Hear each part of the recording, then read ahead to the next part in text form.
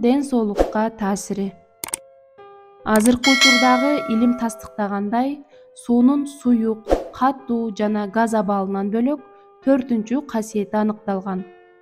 Бул анын информацияны эстеп калуу касиети. Ошондой эле сууда физикалык жана химиялык өзгөчөлүктөрүнөн башка дарылоочулук жана зыянга учуратуучу касиеттери да бар. Суу айлана чөйрөдө болуп жаткан иштерге, сөздөргө жана үндөргө кайдыгер болбойт. Ал адамдын сөзү, ою, эмоциясы сыяктуу ар бир кылдат информацияны кабыл алат. Ал аны эстеп калат жана өзүнөн башкага өткөрүп берет. Адамдын маанайына, сезимине, ниетине жараша сүйлөгөн жакшы-жаман сөздөрүнө карата суунун ички структурасы өзгөрүп турат. Суу сезет, таарынат, сүйүнөт, демекчи ал да тирүү организм сыяктуу. Ошон үчүн биз сууга карата өтө кылдат мамиледе болушубуз керек.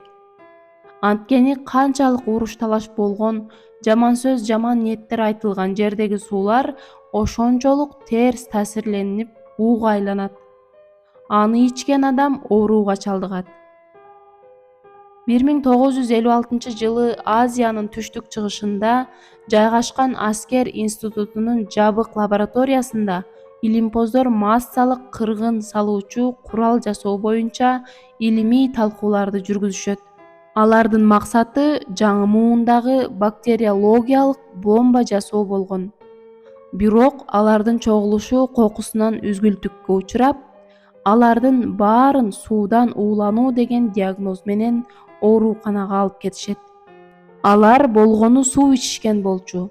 Сууну текшеришкенде анын составынан эч кандай зыяндуу нерсе чыкпайт. Ошентип дарыгерлер оорунун себебин таба алышпайт. Ага карабастан оорунун себеби жөнөкөй суу деген жыйынтыкка келишет.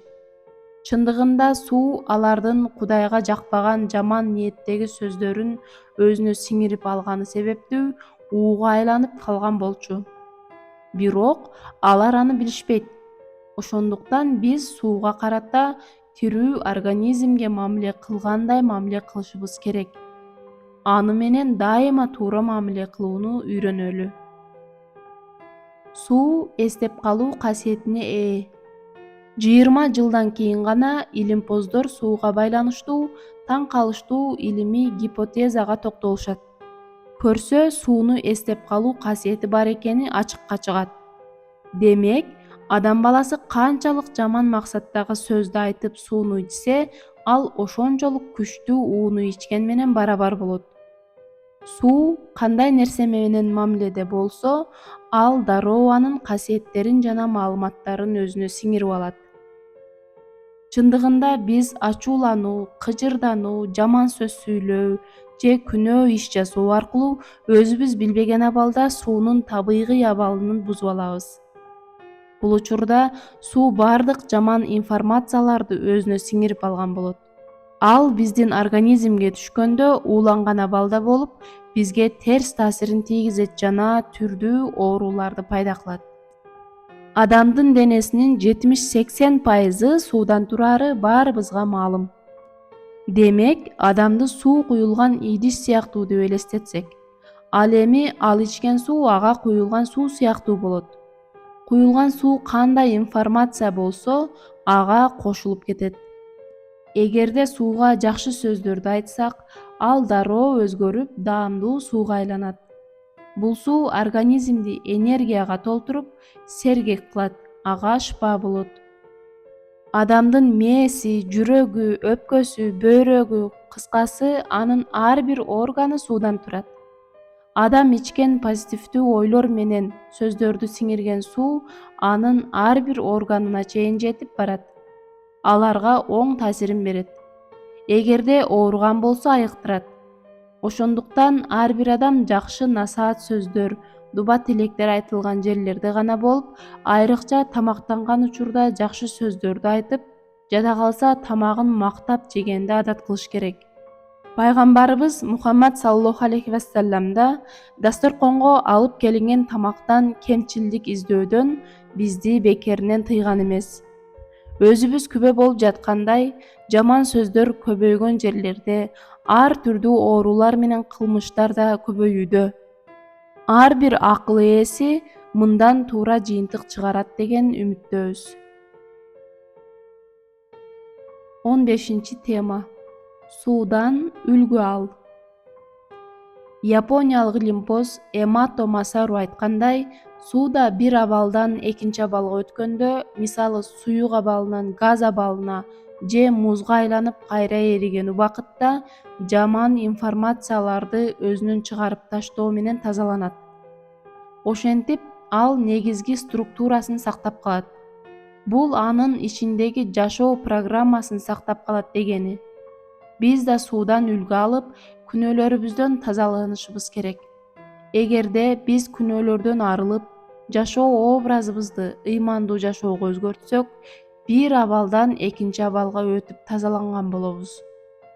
Ошентип, өзүбүздүн адамдык сапатыбызды сактап калабыз.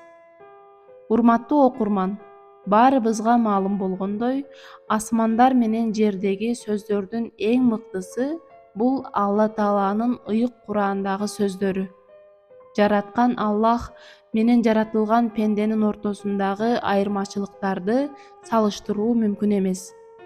Адамдын жөнөкөй сөздөрүнө таасирленген суу менен Кудайдын сөзүнө таасирленген сууну бири-бирине салыштырса болобу?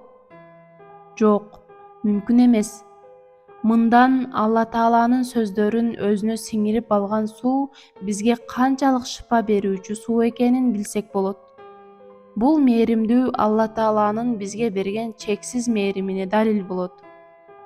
Алла Таала ыйык Куранда Исра сүрөсүнүн 82-аятында айткан: Биз Куранда ыймандууларга шыпа жана мээрим боло турган нерселерди түшүрөбүз. Жогоруда айтылган аятта Аллах Таала ыйык Куран аркылуу ыйман келтиргендерге шыпа менен мээрим берери жөнүндө баяндалган. Алланын ар бир сөзү биз үчүн шыпа, колдо бар алтындын баркы жок дегендей, биз мусулмандар колубуздагы ыйык Курандын баркын жашообуздагы ролун билбей жатабыз.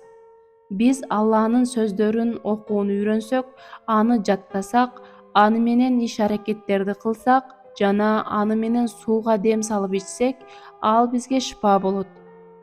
Ыйык Куран китеби бизге хидаят, ыйман, бакыт жана багыт берет. Ааламдардын Раббиси, жаратуучусу болгон Аллах Тааланын ыйык сөздөрү өз ичинде мааниси эң күчтүү болгон позитивдүү информацияларды камтып алган. Куран окуп дем салынган сууну ичкенибизде, ал биздин бүт денебизге тарайт. Ар бир клеткабыздагы негативдүү информацияларды позитивдүү информацияларга алмаштырып, тазартат. Алардын иштөө функцияларын жакшыртат. Ошондуктан күн сайын уйкудан турганда жана жатаардан мурда бир стакан сууну алып, ага Фатиха, Аятул Курси, Ихлас, Фалак жана Нас сүрөлөрүн окуп, аны ичип жүргөн адам, Кудай буйруса, көптөгөн оорулардан, көз тийгенден, шайтандын азгырыктарынан сак болот. Бирок бир шарт менен: суу ичип жаткан адамдын жүрөгү рухий жана нафсий оорулардан тазаланган болушу керек. Тактап айтканда, жүрөгүндө текебердик, жек көрүү, кызгануу, таарынуу жана көрө албастык, шек, күмөн сыяктуу оорулар болбошу керек. Аллах ар бирибиздин жүрөгүбүздү бейишке татыктуу жүрөктөрдөн кылсын. 16-тема. Замзам суусу ооруларга шыпа. Сөздөрдүн эң мыктысы Куран Каримдеги Алла Тааланын ыйык сөздөрү болгондой, дүйнөдөгү суулардын эң мыктысы бул Мекке шаарындагы Замзам суусу болуп эсептелет.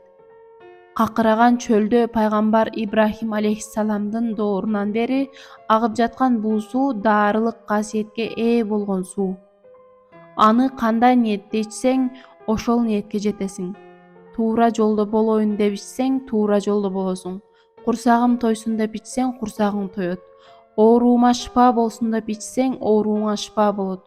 Бул жөнүндө пайгамбарыбыз Мухаммад саллаллаху алейхи вассалам төмөнкү хадистерде айтып кеткен. Чындыгында ал Замзам суусу берекелүү. Ал тамактын ордуна тамак болуп, ооруларга шыпа болот. Замзам суусу эмне ниетте ичилсе, ошого пайда берет. Эгерде аны замзам суунун шыпа сурап ичсең, Алла сага шыпа берет. Жамандыктан коргоосунан суранып ичсең, Алла сени коргойт. Суусаганыңды кетирүү үчүн ичсең, Аллах сенин суусаганыңды кетирет. Замзам суусу булак болуп чыккандан бери дүйнөнүн миллиарддаган адамдары ичкен суу катары белгилүү. Мусулмандар бул сууну ичкенде өйдө туруп кыбыла жүздөнүп, бисмилла деп жакшы ниеттер жана дуба тилектерди айтып ичишет. Аны 3 жолу уурттап, дем алуу менен ичиш керек. Биз бул сууга позитивдүү дубаларды айтып, андан соң ичебиз. Ал да бизге позитивдүү сезимдерди алып келет. Алар бизге дары болот. Алар биздин ар бир клеткабызга азык болуп, иммунитетибиздин көтөрүлүшүнө себеп болот. Элдердин арасында бул сууну айыгып кетүү ниетинде чын ыклас менен ичип, айыгып кеткендер көп. Замзам сууну дүйнөдөгү эң таза, ден соолукка пайдалуу, ооруларга шыпа, суусаганды кандырган, тоюмдуу, минералдарга бай, составында бир да микроорганизмдер менен бактериялар табылбаган дүйнөдөгү жалгыз таза суу болуп эсептелет. Замзам суусу менен дарылан. Алла Таала баарыбызга туура жолдо хидаят берсин. О Аллахым, бизге акыйкатты акыйкат кылып көрсөтүп, аны ээрчүүнү бизге насип кылгын. Акыйкат эмести акыйкат эмес кылып көрсөтүп, андан алыс болууну бизге насип кылгын.